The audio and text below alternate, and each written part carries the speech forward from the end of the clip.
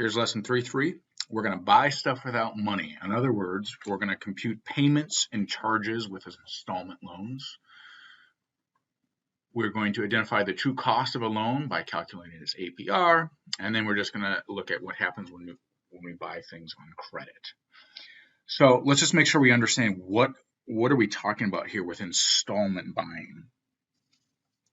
So it's where you take a loan to buy something, and then you make equal monthly payments to pay that loan off in a specific amount of time. That's installment buying. Most often, this type of purchasing is a simple interest loan. So we got some really important words you should know here. So the fixed installment loan is repaid in those equal payments. That's what I just said.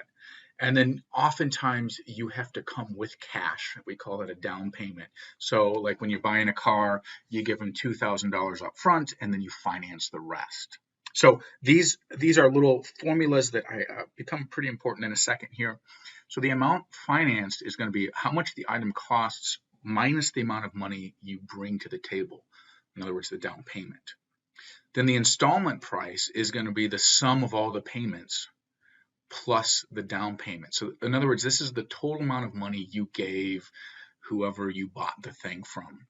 And then the finance charge. In other words, how much extra did you pay because you didn't have the cash to pay up front? So that's the installment price minus the price of the item.